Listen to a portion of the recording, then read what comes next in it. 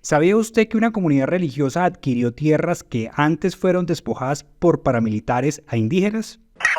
Esa es la historia de los menonitas de origen europeo y que antes de llegar a Colombia estaban ubicados en México.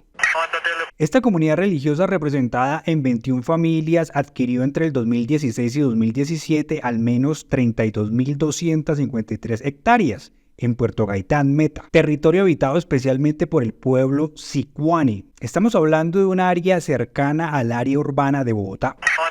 Esas tierras adquiridas por los menonitas tienen un pasado bastante oscuro, y tienen un pasado oscuro por acontecimientos como el Guaiviadas, que básicamente era el exterminio de todo indígena por parte de terratenientes para despojarle las tierras. Después los indígenas en los años 70 fueron desplazados por el reclutamiento de las guerrillas y luego fueron víctimas por el desplazamiento y despojo de paramilitares. Y luego los uribistas dicen que por qué los indígenas son unos resentidos. ¿Pero qué fue lo que pasó exactamente? Pues los indígenas de la comunidad Sicuani en el 2017 regresaron a esa tierra en Puerto Gaitán, Meta, reclamando su territorio, que para ellos es ancestral, con el argumento de que fueron desplazados por el narcoparamilitarismo, lo cual es verdad. Y para sorpresa del pueblo Sicuani, sus tierras ya tenían dueños, los menonitas, empresarios religiosos que cultivan soya y maíz. Además, los indígenas se dieron cuenta que esas tierras fueron adquiridas de manera irregular.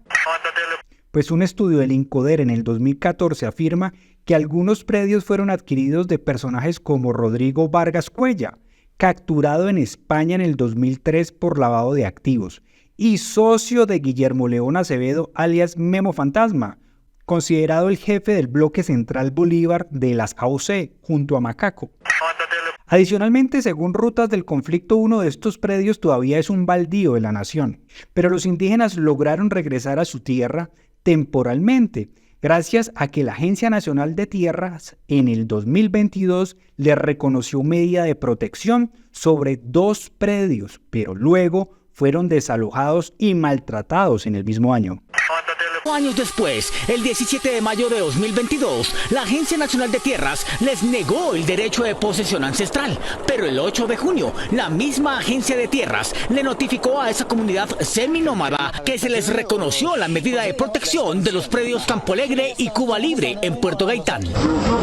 Pese a la buena noticia, 4 días después, el 12 de junio, policías del SMAD, acompañados por funcionarios de la Personería, la Defensoría y la Alcaldía de Puerto Gaitán, llegaron a la vereda La Cristalina y desalojaron a los cerca de 500 indígenas de la comunidad Barrulia, favoreciendo a los menonitas.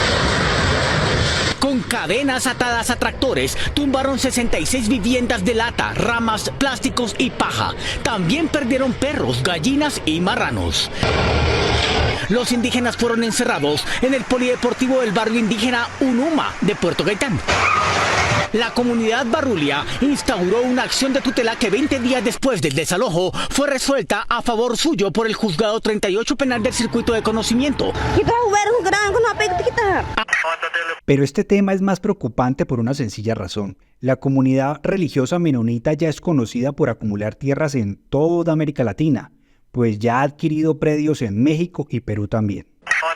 Más grave aún es que como buenos religiosos le buscaron el quiebre a la Ley 160 de 1994, que regula los terrenos de origen baldío, prohíbe que un actor privado adquiera más de una unidad agrícola familiar, extensión de tierra que el Estado considera suficiente para que una familia subsista. La norma busca evitar que grandes empresas o terratenientes acumulen tierra destinada a campesinos sin ella. Usemos nuestra arma más mortífera: los abogados. Pero la abogada de la comunidad menonita dice que la adquisición de los predios se ha hecho de manera individual para la explotación familiar y no como una comunidad, sin violar la ley. Los abogados de los indígenas afirman que si son una comunidad religiosa, ya de entrada están acumulando. No tienen personería jurídica, pero sí lo hacen desde sus integrantes. Ellos lo pueden dividir, pero al final es una única familia, la comunidad, quien se beneficia.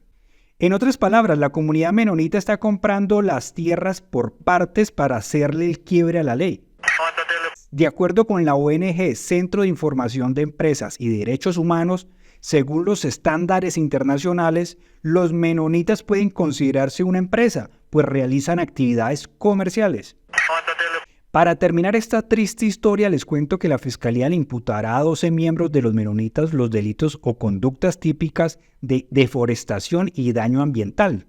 Porque además de todo lo narrado, esta gente ha hecho estragos al territorio quemando bosques debido a sus cultivos. Lo cual explica perfectamente que la religión es un disfraz para hacer negocios. Pero todas las religiones dicen que hay un alma. ¿Por qué mentirían? ¿Qué ganarían con eso? No los escucho tallar. Que quede claro, durante años los indígenas fueron exterminados con un solo objetivo, sus tierras.